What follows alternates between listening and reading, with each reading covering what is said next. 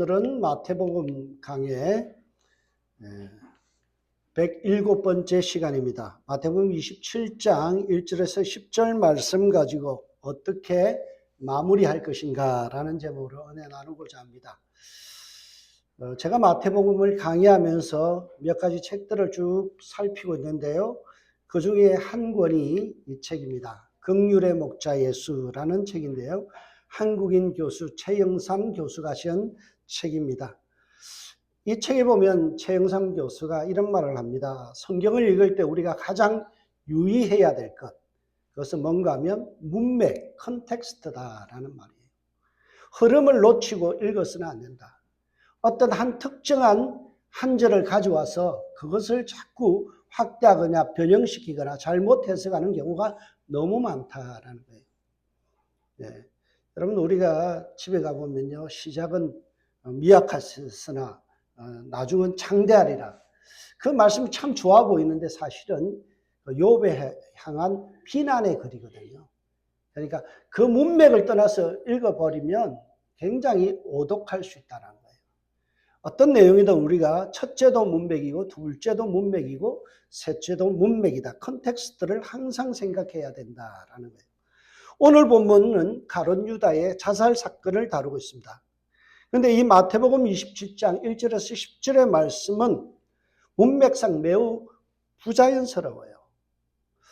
이 내용은 보면은 성경학자들을 이렇게 이야기합니다. 의도적으로 끼워 넣었다라는 거예요. 전체 흐름에서 이것이 탈선되고 이 없애야 될 내용이 갑자기 나타났다라는 거죠. 그래서 요즘 아이들이 그런 말 하죠. 생뚱맞다. 그런 말을 해요. 왜 생뚱맞게 이 본문이 여기에 있을까라는 거예요. 그러나 이 생뚱맞은 흐름이 오히려 강력한 메시지를 우리에게 전달해 주는 역할을 합니다. 미술에서는요, 이렇게 의도적으로 끼워 넣거나 변형시키거나 왜곡하는 것을 갖다가 일컬어서 데포르마시옹이라고 이야기합니다. 의도적인 왜곡이다라는 거예요. 변형시키는데 의도적으로 바꿔버린다는 거예요. 이 데포르마시옹이라는 말은요, 의도적으로 조화를 깨는 미술의 기법인데요. 대상을 의도적으로 왜곡시켜서 사물의 본질을 보게 하는 거예요. 대표적인 화가로는 뭉크라는 화가가 있고요. 키르히너, 세잔느 이런 사람들이 있습니다. 이 그림을 보면 사람이 이상하게 해골같이 생겼잖아요. 굉장히 사람을 왜곡시켜 놨죠. 그러나 이 그림을 통해서 뭉크는 우리에게 인간이 이렇게 억압된 존재로 살아가는데 정말 추구해야 될 것은 자유합니다. 자유다. 이거예요. 이런 것들을 메시지를 던지는 역할을 하는 것을 데포르마시옹 기법이라고 이야기를 합니다. 오늘 본문은 의도적으로 끼워 넣기 또는 데포르마시옹이라는 기법을 사용하고 있습니다. 26장에서 쭉 진행되었던 내용은 예수님을 향한 그 대제사장과 그리고 장로들의 재판 이야기입니다. 그러다가 갑자기 3절에서부터 시작해서 10절까지의 가룟 유다의 자살 사건이 나오고요. 그리고 다시 27장 11절에 가서 보면 다시 재판 이야기로 이어집니다. 우리가 좀 더 흐름을 정확하게 보면 이렇습니다. 26장 57절에 보면 예수를 잡은 자들이 그를 끌고 대제사장 가야바에게로 가니 거기 서기관들과 장로들이 모여 있더라라고 말씀하고요. 오늘 27장 1, 2절에 보면 새벽에 모든 대제사장과 백성의 장로들이 예수를 죽이려고 함께 의논하고 결박하여 끌고 가서 총독 빌라도에게 넘겨주니라. 계속해서 재판 이야기가 이어지죠. 그러고 나서 오늘 생뚱맞게 3절에서 10절까지는요. 가룟 유다의 자살 사건이 나오고 난 다음에 11절을 보세요. 만약에 오늘 본문을 드러내버리고 나면요. 11절에 가서 보면 예수께서 총독 앞에 섰음에 총독이 물어 가로되 내가 유대인의 왕이냐 예수께서 대답하시되 내 말이 옳도다 하시고 총독 앞에 총독 빌라도에게 넘겨주고 나서 예수께서 총독 앞에 섰다라고 이렇게 연결되면 매우 자연스럽죠. 근데 그 생뚱맞게도 이상하게도 갑자기 가룟 유다의 자살 사건이 오늘 본문의 3절에서 10절까지 끼어져 있습니다. 왜 이렇게 마태는 오늘 본문에 이 가룟 유다의 자살 사건을 기록하고 있을까요? 두 재판 사이에 생뚱맞게 이 가룟 유다의 사건을 끼워 넣었을까요? 거기에는 마태가 우리에게 전달하고자 하는 메시지가 있습니다. 그것은 예수님을 십자가에 처형하게 만들었던 그 사건이 매우 정치적인 것이고 부자연스럽고, 그리고 이거는 배신한 그러한 사건이라는 거예요. 예수님을 십자가의 처형으로 몰고 가게 되었던 결정적인 계기가 된 사람이 바로 누구예요? 가룟 유다잖아요. 가룟 유다가 은 30에 예수를 팔게 되죠. 그 일이 매우 부적절했다라는 거예요. 그리고 이 재판이 매우 불공정한 재판이다라는 것을 가룟 유다의 자살 사건을 통해서 우리에게 드러내주고 있죠. 또한 유대인 지도자들이 행한 재판이 매우 인민 재판식으로 흘러갔고, 그리고 여론몰이의 재판이었다는 사실을 독자들에게 우리에게 인식시킴으로써 무엇을 이야기해요? 예수님은 무죄다라는 거예요. 가룟 유다가 결국에는 예수를 팔았는데 그 사람이 자살함으로 인해서 이것은 잘못된 것이라는 것을 우리에게 알려주는 거죠. 마태는 사내들인 공식 결정이 매우 부적절했었고 이것을 합당하지 못하다는 사실을 우리에게 1절과 2절을 통해서 말씀합니다. 오늘 본문을 보세요. 새벽에 모든 대제사장과 백성의 장로들이 예수를 죽이려고 함께 의논하고 결박하여 끌고 가서 총독 빌라도에게 넘겨주니라 라고 말씀하고 있죠. 여기에서 우리가 유의 깊게 봐야 될 부분들이 있습니다. 오늘 예수님을 빌라도에게 넘겨준 시간이 새벽이라고 지정하고 있습니다. 유대인들은요, 새벽에는, 밤중에는 재판을 하지 않습니다. 왜냐하면 공정한 재판을 위해서는 반드시 낮에만 재판해야 되는 규율이 있어요. 그런데 오늘 새벽에 그들이 예수님을 빌라도에게 넘겨줬다는 것은 대제사장과 그리고 장로들이 한 재판이 언제 이루어졌다고요? 새벽 이전에, 밤중에 이루어졌다. 이것은 일리걸, 불법적인 재판이다라는 사실을 우리에게 이야기하고 있습니다. 그리고 재판은 반드시 낮에 행하되 두 사람 이상의 증인이 있어야만 그것을 판결할 수 있어요. 예수님의 재판 과정에서 두 사람 이상의 증인이 그런 불법적인 예수님의 행위에 대해서 증언하는 자가 없었다라는 사실이에요. 그런데 증인도 없는 이런 잘못된 재판을 속전속결로 하루 만에 밤사이에 이루어져 처리해버렸죠. 그래서 매우 불법적인 그러한 재판이었음을 오늘 본문은 우리에게 말씀해 주고 있습니다. 한 가지 더 살필 것은 오늘 본문에 보면 재미있는 표현이 나오는데요. 예수를 결박하여 끌고 갔다. 크라테오라는 이 단어는 단단히 붙잡다, 억제하다라는 거예요. 그런데 그 억제하는 수단으로 뭘 동원했어요? 결박했다는 거예요.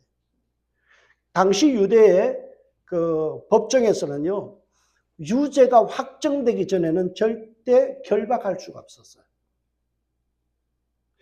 유대인들은 반드시 사형이 집행하기 위해서는요, 먼저 최고인의 변호를 받을 권리가 있어야 되고, 그리고 변호가 반드시 이루어져야 됩니다.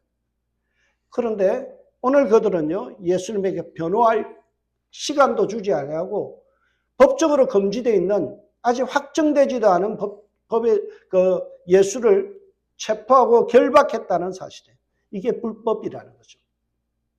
그리고 예수님을 재판한 장소가 앞에서 살펴보면 대제사장 가야바의 집이다라고 되어 있죠. 유대인들은요, 반드시 공의회에서만 사람을 이렇게 신문하거나 또는 법적으로 제재할 수 있다. 집에서 할 수 없는 거죠. 그런데 이들은 계속해서 불법을 저지르며 예수님을 체포하고 결박하고 그리고 예수님을 밤중에 그리고 새벽에 빌라도에게 넘겨줬다라는 거예요. 마가복음 14장 55절에서 59절에 보면요, 대제사장이 예수를 죽일 만한 증인이나 증거를 하나도 찾지 못했다라고 이야기합니다. 증거도 없이, 증인도 없이 예수님을 죽이려고 했던 모든 일련의 행동들은 불법적이었다라는 거예요. 왜 그랬을까요? 그것은 예수를 결박함으로 인해서 빌라도 앞에 끌고 갔을 때 예수가 이미 유죄임을 은근히 유도하는 거예요. 그래서 마태는 이들이 친밀하고 아주 교묘하게 불법적인 행위를 저질러 봤음을 오늘 본문을 통해서 이야기하는데요. 그래서 예수님을 넘겨줬다 라는 단어를 쓰는데, 이 단어가 보면 파라디두스라는 단어를 씁니다. 이게 현재 진행형으로 돼 있어. 이 말은 계속해서 넘겨주고 있다라는 거예요. 독자들에게도 지금 질문하는 거예요. 너희들 역시 예수를 팔아먹는 존재는 아니냐라는 거예요. 빌라도뿐만이 아니라 대제사장이나 장로들뿐만이 아니라 오늘날 이 성경을 읽고 있는 우리도 무슨 이유에서든 어떤 속셈에서든 예수를 넘겨주는 이 일이 오늘날에도 계속해서 일어나고 있다는 것을 독자들에게 이야기하는 거예요. 오늘날 많은 사람들이 예수 팔아먹습니다. 넘겨줍니다. 오늘날 교회들이요, 참 죄송한 표현이지만 교회가 아니라 목사교가 되고요, 장로교가 돼요. 여러분, 장로교회라는 이 프레스베테리안이라는 이 말의 의미는 교회 엘드들, 장로들의 교회다라는 거예요. 여러분, 어느 교회가 집사교회 있습니까? 권사교회 있습니까? 없어요. 근데 유독 무슨 교회가 있다고요? 장로교회. 이 말은요, 장로들이 다 하겠다는 거예요. 여러분, 목사교도 문제지만 장로교도 문제예요. 오늘날 내가 모든 기득권을 갖고 예수를 팔아먹는, 예수 이름 빌어서 자기 이름 높여지는 그런 일들을 스슴지 않고 있는 수많은 사람들을 우리는 보고 있습니다. 오늘 마태는 우리에게 이 말을 하는 거예요. 너도 넘겨주고 있느냐. 참 후회할 줄 모르는 그런 모습을 저는 발견하게 됩니다. 종교 지도자들과 장로들의 잘못된 모습을 부각시키며 우리에게 질문하고 있습니다. 대제사장과 서기관들, 장로들은요, 이런 새벽에 빌라도가 있는 총독의 관절을 향해서 발걸음을 재촉하고 있었습니다. 그 순간 갑자기 그들의 앞을 가로막는 한 사람이 나타났습니다. 그가 바로 예수를 은 30에 팔았던 가룟 유다입니다. 왜 그가 은 30을 들고 이 대제사장과 장로들 앞에 가로막아 섰을까요? 오늘 보면 그 내용을 이야기하고 있습니다. 뭐라고요? 뉘우쳐. 양심의 가책을 느꼈다는 거예요. 그때 예수를 판 유다가 그의 정죄됨을 보고 스스로 뉘우쳤다라는 거예요. 유다는 자책했습니다. 이 사실을 밝혀주기 위해서 뉘우치다라는 단어를 쓰고 있는데요. 메타멜로마이라는 단어를 썼습니다. 이 단어는 정확히 번역하면요, 자책하다, 후회하다라는 거예요. 이 단어와 비슷한 단어가 있죠. 그것은 우리가 잘 아는 메타노이아라는 거예요. 그것은 회개입니다. 메타멜로마이와 메타노이아는 완전히 다른 거예요. 어떤 잘못이 있을 때, 죄를 지었을 때 마음에 찜찜함이 있다, 양심의 가책을 느낀다는 것은 뉘우치는 거예요. 후회와 자책이죠. 그 선을 넘어서 우리의 주님 앞에서 나의 죄를 고백하고 우리의 삶의 행동을 바꾸는 것은 뭐라고요? 회개라고 이야기합니다. 유다는 회개까지 가지를 못했어요. 마음에 찜찜한 그 감정, 예수가 자기가 팔았던 은 30에 팔아먹었던 그 예수가 정죄함을 당했다, 억울한 일을 당했다는 그 이야기를 듣고 마음이 괴로웠다라는 거예요. 오늘날 우리 속에서도 그런 감정을 느낄 때가 많아요. 양심의 가책을 느낄 때. 근데 그 가책을 넘어서 회개로 나아가지 못하는 자들이 참 많이 있죠. 가룟 유다는 자신의 마음의 찜찜함을 덜기 위해서 특단의 조치를 내립니다. 그것이 뭔가요? 은 30을 도로 유다 지도자에게 넘겨주는 거예요. 돌려주는 거예요. 가룟 유다는 은 30을 대제사장과 장로들에게 도로 돌려줌으로써 자신의 마음속에 있는 이 가책과 자책과 그리고 찜찜함을 해소하려고 했죠. 무죄한 피를 흘린 그 책임을 자기는 벗어 던지고 싶었던 거예요. 그래서 그가 구사한 것은요, 바로 물귀신 작전이에요. 은 30을 들고 대제사장과 장로들에게 돌려주려고 하죠. 나는 무죄한 자다. 너희들이 이 일의 주모자들이다라는 것을 물귀신 작전으로 끌어들입니다. 그러나 이 작전이 먹히지 않습니다. 종교 지도자들이 뭐라고 이야기합니까? 그들이 이르되 그것이 우리에게 무슨 상관이냐? 네가 당해라 라고 말씀하죠. 유다는 책임에서 벗어나려고 했지만 결국 실패했습니다. 저는 이 부분을 생각하면서 한 가지 납득되지 않는 부분이 있었어요. 그것은 유다가 돌려준 은 30이라는 그에게 돈을 탐날만도 하고 대제사장의 입장에서는 받을만도 했는데 왜 이것을 거절했을까라는 거예요. 여러분, 은 30이라는 돈이 굉장히 큰 돈이에요. 근데 그들은 거부했어요. 왜 그랬을까요? 두 가지 이유입니다. 첫째는 모든 죄를 유다에게 덮어씌우기 위한 거예요. 자기들이 경제적인 손해를 보더라도 나는 거기서 면피, 자기가 빠져나가고 싶었던 거예요. 은 30을 돌려받는 순간 자신들도 한패가 되어버리는 거예요. 예수님의 십자가에 처형하게 된 이 일들에 자기들은 발을 담그고 싶지 않았던 거예요. 그래서 모든 책임은 유다, 네가 져라라는 거예요. 그래서 은 30을 포기했던 거죠. 두 번째 이유는요, 구약 성경에 보면 불의한 재물은 성경에서 보면 결코 헌금으로 받을 수 없다라고 말씀하죠. 여러분, 신명기 23장 18절에 보면 이런 말씀이 있습니다. 창기의 번 돈, 창녀들이 번 돈이나 개 같은 자의 소득은 어떤 선하는 일이든지 내 하나님 여호와 앞에 가져오지 말라. 이 둘은 다 내 하나님 여호와 앞에 가정한 것이니라. 여러분, 여기서 우리가 조심해서 잘 들어야 돼요. 불법적인 것을 가지고 헌금 많이 한다고 하나님은 기뻐하지 않습니다. 작은 액수라도 성실히 땀 흘려서 벌고 하나님 앞에 헌신하는 것 하나님께서 더 기뻐하십니다. 여러분, 100만 불을 갖다가 1000만 불을 갖다가 하나님 앞에 안겨도 그것이 어떤 횡령이나 유용이나 잘못된 방법으로 취득한 돈을 가지고 하나님 앞에 헌금 많이 하는 거 하나님 기뻐하지 않는다. 창기의 번 돈이나 개 같은 자의 소득. 여러분, 우리말이 참 안 좋은 말이죠. 개같이 벌어서 정성같이 썼어. 아니에요. 성경은 정성같이 벌어서 정성같이 쓰라는 게 성경의 진리입니다. 헌금 많이 한다고 좋은 게 아니라 내가 정당한 방법으로 일하는 것이 더 중요하다는 거예요. 그런 취지에서 보면 이 예수를 파는 데 사용된 은 30은 불법적인 자금이죠. 매우 부적절한 돈인데 그것을 돌려받는다는 것은 있을 수 없는 일이에요.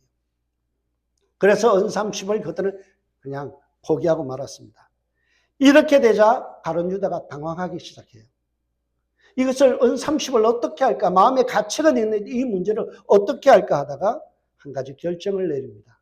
그것이 뭔가 하면 이 돈을 성전에다가 던져놓자. 네가 받지 않는다면 성전에다 던져버리면 된다는 거예요. 그래서 가룟 유다는 이방인의 뜰을 지나서 여인들의 뜰을 통과하고 이스라엘 사람들이 들어갈 수 있는 땅, 성소, 성전의 마당에다가 돈을 은 30을 던져넣습니다. 냈다 돈을 던져놓고 그는 뒤를 돌아서서 나오게 되죠. 오늘 본문은 이렇게 이야기하죠. 유다가 은 30은을 성소에 던져놓고 물러가서 스스로 목매어 죽은지라. 마태는 그가 결정한 것을 이렇게 이야기합니다. 단순하게 목매달아 자살했다. 하지만 사도행전 1장 18절에 보면 좀 더 디테일하게 우리에게 설명합니다. 이 사람이 불의의 삭스로 받은 밭을 사고 후에 몸이 곤두박질하여 배가 터져 창자가 다 흘러나온지라. 매우 비참한 모습으로 죽음을 맞이합니다.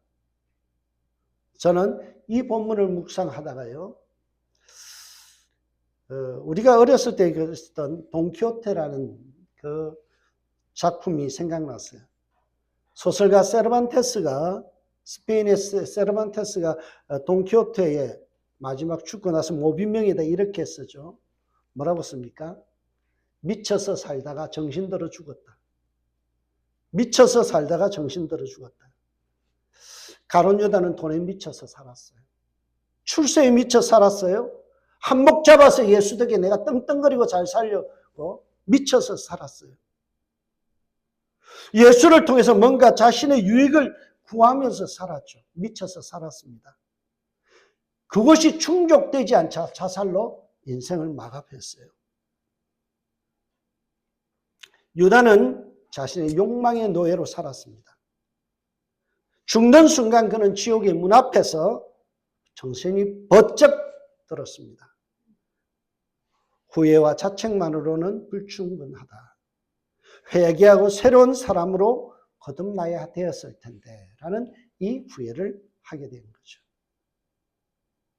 가룟 유다의 최고의 실책이 뭘까요? 그것은 은 30으로 예수를 팔아먹은 게 아니에요. 유다의 최고의 실책이 뭔가 하면 회개하지 아니하고 죽었다는 거예요. 자책과 후회가 밀려 들어올 때 머뭇거리며 회개의 자리에까지 나아가지 못한 것이 그의 최고의 실수이며 큰 죄입니다. 그 아이슬란드인가요? 거기에 최고의 문호였던 버나드 쇼라는 사람이 있습니다. 그의 묘비명에 보면 이런 말이 있어요. 우리가 한국말에는요, 이렇게 번역했습니다. 우물쭈물하다가 내가 이럴 줄 알았지. 근데 원문을 정확하게 번역하면 오래 이곳 무덤에 머물러 있으면 언젠가 이런 일이, 죽음이 일어날 줄 알았다. 여러분, 이 말은 주로요, 우물쭈물하다가 기회가 주어졌는데도 우물쭈물하다가 결국에는 기회를 놓쳐버렸다는 것을 인용할 때 우리는 버나드 쇼의 묘비명을 자주 인용합니다. 그래서 우리 한국 사람들은요, 의역을 해서 우물쭈물하다가 내가 이런 꼴 당할 줄 알았다라고 그렇게 번역하고 있어요. 여러분, 뭔가 머뭇거리다가 놓칠 때가 많이 있죠. 하나님께서 내게 회개할 수 있도록 마음에 가책을 주시고 양심에 호소하는데 그것을 묵살하고 눌러버려서 결국엔 회개하지 못하고 인생을 마감할 수도 있습니다. 회개할 수 있는 절호의 찬스가 왔는데 내가 망설이다가 기회를 놓쳐버릴 때가 많이 있습니다.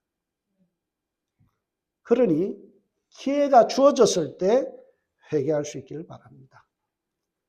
연말이잖아요. 한 해를 돌아보며 마음에 가책이 있을 수 있죠. 자책할 수 있어요. 찜찜한 게 일어날 수 있죠. 우리가 어떻게 해야 될까요? 하나님 앞에 엎드리는 거예요.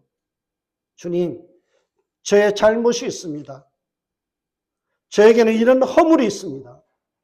주님, 용서하여 주옵소서. 여러분, 연말에 우리가 모든 해묵은 감정들 주님 앞에 다 쏟아냈고 회개하고 그렇게 내 자신을 정화할 수 있는 기회로 삼길 주의 이름으로 부탁드립니다.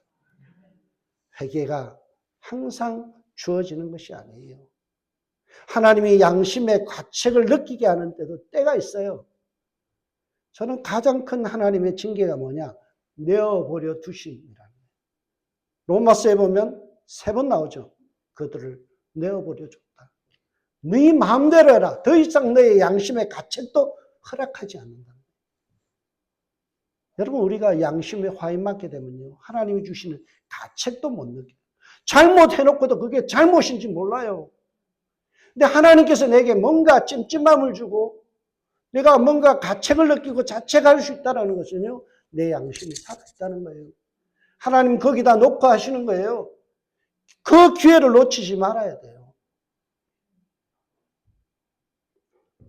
오늘 본문에 나오는 가룟 유다의 자살 사건은요, 바로 앞에 놓이는 베드로의 예수님의 3번을 부인한 사건과 아주 내용상 매우 일치하는 비슷한 내용이죠. 둘 다 예수님을 배신했어요. 하지만 베드로와 가룟 유다는 정반대의 차이점을 드러냅니다. 유다는 자책으로 끝났지만 베드로는 진정한 회개를 함으로써 그는 참 예수의 제자의 삶을 사도행전을 통해서 드러냅니다. 오늘 본문에 느닷없이 가룟 유다의 자살 사건으로 인해서 예루살렘은 충격에 빠졌어요. 대혼란이 일어났습니다. 긴급하게 사람들이 지도자들이 모여서 이 일을 어떻게 할까? 은 30을 이걸 갖다가 어떻게 처리할까 고민하기 시작했다는 거예요. 그리고 결론을 내립니다. 은 30으로 나그네의 묘지를 사자. 대제사장들이 그 은을 거두어 이르되 이것은 핏값이라 성전고에 넣어둠이 옳지 않다 하고 언언한 후 이것으로 토기장의 밭을 사서 나그네의 묘지를 삼았으니 그러므로 오늘날까지 그 밭을 피밭이라 일렀더라. 여러분, 왜 이렇게 피밭이라는 표현을 했을까요? 왜 그 묘지의 이름을, 밭의 이름을 피밭이라 했을까요? 두 가지 이유가 있습니다. 첫 번째는요, 성경학자들은 이렇게 해석합니다. 가룟 유다가 목매달아서 떨어져 죽은 장소가 바로 이곳이다. 배가 터져서 창자가 나왔을 정도면 피가 나왔겠죠. 가룟 유다가 죽은 장소가 바로 이 피밭이었을 것이다. 두 번째는요, 피밭이라는 이유가 바로 무죄한 예수의 피를 흘리게 한 그 값으로 산 밭이기 때문이다라는 거예요. 저는 이 본문을 읽으면서 대제사장과 장로들이 여기서 결정적인 실수를 했다라는 것을 저는 발견하게 됩니다. 가룟 유다가 다시 돈을 돌려줄 때는 거부했어요. 부정한 돈이라고 받을 수 없다고 그랬죠. 그런데 그들은 그 돈으로 나그네의 묘지를 사는 일에 가담했다라는 거예요. 마태는 가룟 유다가 죄인이지만 너희들도 똑같은 놈이다라는 것을 오늘 본문을 통해서 이야기합니다. 우리는 그것을 공범이라고 이야기하죠. 너희들이 공범이라는 거예요. 이미 대제사장들이 유다에게 은 30을 성전고에서 내어서 돈을 지출했잖아요. 그 돈을 다시 성전고에 넣는 것이 합당하지 않다고 해서 그 돈을 자기들이 토기장의 밭을 사는 일에 지출하는 거죠. 자기 모순이고 윗선의 모습임을 우리는 보게 됩니다. 오늘날 우리의 모습 속에서 자기 모순과 윗선의 모습들이 많이 발견됩니다. 겉으로 주장하는 것과 내 삶의 내용이 달라질 때가 있죠. 그것을 위선적이다라고 이야기합니다. 주님이 가장 싫어했던 것이 외식하는 것. 바로 다른 말로는 위선 떠는 거예요. 여러분, 오늘날 그리스도인에게 있는 문제 중에서 위선의 문제, 가식적인 것, 이 머리플리트하는 것, 그리고 위선 떠는 거예요. 자기 모순에 빠져서 살아가는 것. 이것을 우리가 주님 앞에 회개하고 고치지 않으면 참 추한 모습으로 계속해서 우리는 살아가게 됩니다. 여러분, 직분이 나를 거룩함으로 인도하지 않아요. 내가 회개할 때 거룩해지는 거예요. 성령이 역사하시는 순간이 언제냐? 내가 회개할 때예요. 회개하지 않고 있으면요, 그가 목사라도 그는 추한 인생이에요. 오늘날 많은 신문지상에서요, 오늘날 기독교가 신뢰하느냐? 33%밖에 안 돼요. 종교 중에서 가장 어떤 천주교보다도 낮고요. 불교보다도 낮아요. 왜 그렇게 됐나요? 자기 모습과 일선의 모습이 고쳐지지 않기 때문에 그렇죠. 여러분, 이것을 고치는 방법은 내가 회개하는 거예요. 회개하면 성령께서 내 마음에 새 마음을 부어주세요. 새로운 삶으로 인도해 주세요. 우리를 바꿔주세요. 그래서 우리는 매일마다 주님 앞에 회개하는 심령이 되어야 돼요. 강교하고 치졸한 인간의 겉모술수로 그들은 예수님을 십자가에 못 박는 이 일에 가담하지만 하나님은 이 겉모술수를 역이용해서 하나님의 계획을 성취하시는 그런 분이세요. 제가 좋아하는 그 실험에 보면요, 참 재밌는 기술이 있어요. 그게 바로 뒤집기, 플립이라는 건데요. 여러분, 남의 힘을 이용해서 거꾸로 집어 던지는 기술이에요. 저는 오늘 본문을 보면서 그 생각이 났어요. 오늘 본문 9절에서 10절을 보세요. 이에 선지자 예레미야를 통하여 하신 말씀을 이루어졌나니 일렀으되 그들이 그 가격 매겨진 자 곧 이스라엘 자손 중에서 가격 매긴 자의 가격 곧 은 30을 가지고 토기장의 값으로 주었으니 이는 주께서 내게 명하신 바와 같으니라 하였더라. 여러분, 예수님이 이 세상에 오시기 버려 500~600년 전에 예레미야의 시대에 이 말씀이 예언되었죠. 은 30에 예수는 팔려지고 메시아는 팔려지고 토기장의 밭을 사는 일이 일어날 것이다 라는 것. 그들은 치졸한 방법과 분모술수를 가지고 은 30을 토기장의 밭을 샀지만은 결국에는 이 일들이 구약의 말씀을 성취하는 일로 역이용되었다라는 거예요. 도리어 인간의 간교한 시도는 예레미야 19장 1절에서 13절을 성취하는 데 사용되었고요. 오늘 본문은 예레미야 19장뿐만이 아니라 스가랴 11장 12절에서 13절의 말씀이 그대로 성취되는 일에 하나님께서 사용하셨다는 거예요. 주님께서 뒤집게 하셨다는 거예요.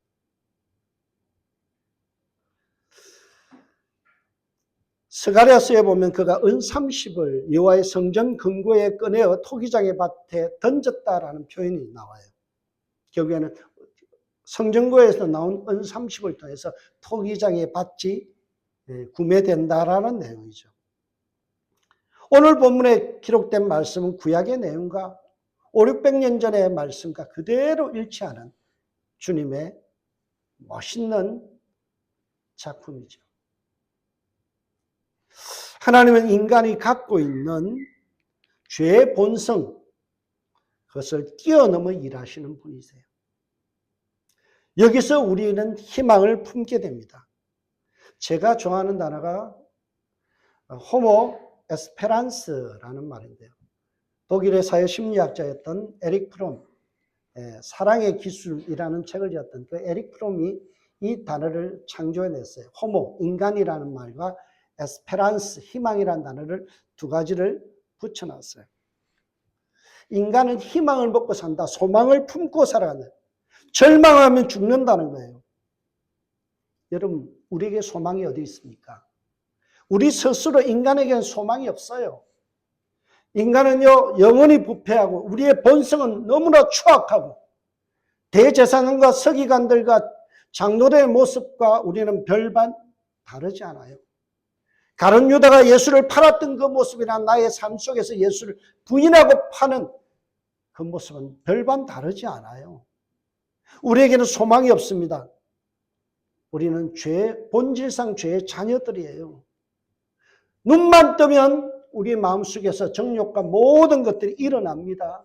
탐욕이 불일 듯 일어나는 것이 우리의 존재예요. 내 욕망을 위해서 욕망 덩어리를 어떻게든 충족하기 위해서 살아가는 존재이기 때문에 우리에게는 희망이 없어요. 우리 스스로를 구원할 능력이 없어요. 그러나 우리가 유일하게 호모 에스페란스, 희망할 수 있는 인간이 될 수 있는 것은요, 바로 하나님이 우리에게 은혜를 주시기 때문입니다. 하나님이 우리와 임마누엘로 함께 하시기 때문에 하나님이 우리를 억셉트 받아주시기 때문에 여기에 희망이 있다는 거예요.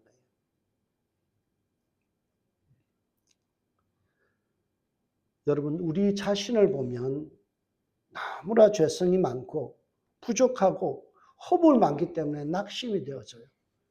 때로는 내가 내 인생을 그냥 마감하고 싶고 자살하고 싶을 만큼 내가 혐오의 대상이 돼요. 이렇게 목사라고? 내가 이렇게 사는 게 맞아? 이런 자책이 일어나고 후회가 일어날 수가 있죠. 내 자신을 보면 한심하게 짝이 없어요. 그런데 절망할 수밖에 없는 나를 보지 말고요. 우리는 누구를 봐야 돼요? 소망의 하나님을 보는 거예요. 하나님을 봐야 돼요. 왜냐하면 그 하나님은 우리의 인생, 우리의 인간의 본성을 뛰어넘어서 일하시는 분이기 때문에. 하나님은 모든 죄를 용서하시고 긍휼히 여기시는 분이에요. 그래서 죄악 가운데서도 우리는 뭘 봐야 돼요? 하나님을 봐야 돼요. 하나님, 은혜 주시는 하나님, 용서하시는 하나님, 널리 사랑하시는 그 하나님, 그분을 볼 수 있어야 돼요. 가룟 유다의 잘못이 뭐예요? 은 30에 예수를 팔아먹은 게 아니에요. 뭐가 그의 잘못이에요? 우리를 끝까지 사랑하시는 그 하나님을 보지 못했다는 거예요. 내가 배신했다고 해서 인생이 끝나는 게 아니에요. 베드로를 보세요. 하나님은 3번이나 부인한 그를 수제자로 만들어서 주님 쓰시잖아요. 태풍공예의 달인이세요. 낙심할 수밖에 없고 죄성에 찌들어 있는 내 모습을 주님은 용납하시고 용서하신다는 이 신실하신 하나님을 우리는 기억해야 돼요. 가룟 유다는 마음에 자책하고 후회하는 것으로 끝나버린 게 문제예요. 예수님께 용서를 구하거나 제자들의 삶으로 다시 합류해서 돌아오지 못했다는 거예요. 절망한 나머지 후회하고 자살로 마감했어요. 후회하는 것은 회개가 아닙니다. 여러분, 자살은 6번째 계명, 살인하지 말라라는 주의 율법의 말씀을 어기는 거예요. 자신을 자학하는 겁니다. 여러분 인생을 보면서 나는 괜찮아 라고 말할 수 있어야 돼요. 내가 비록 부끄러운 일들이 있고 주님 앞에 참 죄송스러운 모습이 있다 할지라도 주님은 여전히 나를 사랑하신다는 거예요. 주님은 여전히 나를 용납하신다는 거예요. 그래서 어떤 일이 있어도 우리는 소망의 주님을 바라봐야 돼요. 실수하고 죄를 지어도 회개하면 됩니다. 70번씩 7번이라도 주님은 용서해 주신다 말씀하셨어요. 어리석게 후에 자책에 머물지 말고 주님이 주시는 시간 안에 기회 안에서 회개의 자리로 나아갈 수 있기를 바랍니다. 이사야 55장 7절의 말씀 우리에게 이렇게 말씀합니다. 악인은 그 길을, 불의한 자는 그 생각을 버리고 여호와께 돌아오라. 그러면 그가 긍휼히 여기시리라. 우리 하나님께로 돌아오라. 그가 너그럽게 용서하시리라. 이게 주님이 우리에게 이사야 55장 이 말씀은요, 메시아께서 오시면 우리에게 주시는 귀한 은혜의 말씀이잖아요. 어떤 허물도 괜찮아요. 어떤 실수도 괜찮아요. 어떤 죄악된 모습도 괜찮아요.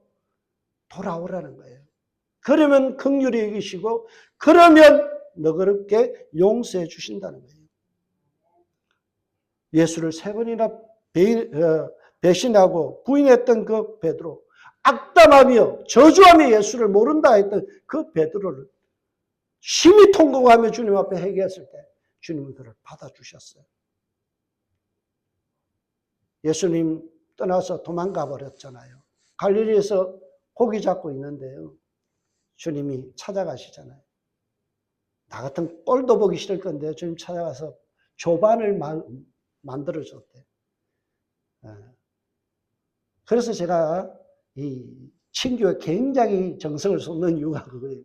미운 놈 떡 하나 더 주자. 맛있게 먹이자. 여러분, 주님의 마음이 그런 거예요. 내가 나를 사랑하느냐? 주님 묻잖아요. 얼마나 마음이 괴로웠으면 주님, 내가 주님 사랑한 거 주님 아시잖아요. 근데 그 내용이 달라요. 주님은 아가페 사랑을 이야기했는데 자기는 그렇게 아가페로 대답하지 못해요. 그런데 주님께서 그러죠. 내 양 먹여, 내 양을 치라. 이전 것 다 잊어버려. 새롭게 시작하면 돼. 주님이 그렇게 베드로를 맞아주셨죠. 그게 너무나 은혜가 되었는지요. 베드로가 나중에 베드로 전서 1장 21절에서 이렇게 합니다. 너희는 그를 죽은 자 가운데서 살리시고 영광을 주신 하나님을 그리스도로 말미암아 믿는 자니 너희 믿음과 소망이 누구에게 있다고요? 하나님께. 여러분 우리의 소망은요 내 자신에게 있는 게 아니에요. 내가 어렵게 살려고요 노력해봐야 꽝이에요. 제비뽑기 할 때 꽝 있잖아요. 우리가 아무리 노력해도요 내 안에 있는 부패한 본성은 계속 일어나요. 우리에게 탐욕은 계속 일어나요. 나의 실수는 계속 되풀이 되어져요. 그러나 우리가 그리스도로 말미암아 우리는 천국을 소유한 자가 되었고요. 그 믿음과 소망은 우리에게 있는 게 아니라 하나님께 있다는 거예요. 여러분의 구원은 하나님께 있다는 거예요. 나의 실수, 나의 행위, 나의 의로움이 나를 구원하는 것이 아니라 우리를 용납하시고 사랑하시는 무한대로 사랑하시는 그 주님께 소망이 있다. 베드로의 감정입니다. 2025년 1년을 돌아보면 자책이 일어날 거예요. 부족했구나. 한심하다. 나 같은 인간이 왜 사나? 차라리 죽고 싶다. 참 부끄러워 죽고 싶다. 그런 마음이 불쑥불쑥 일어날 때 여러분 그 마음 사탄이 주는 마음이에요. 우리에게 주시는 말씀은 뭐예요? 하나님이 주신 것은 평안이다 그랬잖아요. 생명이다 그랬잖아요. 주님은 우리에게 다가오셔서 그럽니다. 괜찮아. 1년 수고해서 그 마음의 무거운 짐 다 내려라. 내게 와. 내가 너를 쉬게 할게. 그것이 주님의 말씀입니다. 여러분 1년을 돌아보면 자책하고 후회될 때 주님 바라보시기 바랍니다. 그 주님을 바라보므로 2026년 새롭게 시작하시길 주님을 축복합니다. 오늘 하루도 주님 안에서 이 소망을 품고 살아가는 저와 여러분들 되시길 주님을 축복합니다. 기도하겠습니다. 하나님 감사합니다. 허물 많고 죄 많은 베드로 같고 가룟 유다 같은 우리 끊임없이 예수를 팔아먹고 넘겨주고 나의 욕망과 욕정을 위해서 살아가는 우리의 못된 이 인간의 본성을 주님 용서하시기를 원하시고 용납하시기를 원하시고 주님께 돌아오라 말씀해 주시니 감사합니다. 탕자의 모습 있는 모습 그대로 받아주시며 잔치를 베풀어 주셨던 그 하나님 아버지의 마음을 우리가 기억하게 하여 주옵소서. 허물로 인해서 자책하는 인생이 아니라 주님 앞에 소망을 들고 회개하고 거듭난 인생으로 아름다움을 만들어 나가는 2026년 되게 하여 주옵소서. 축복합니다. 예수님의 이름으로 기도합니다.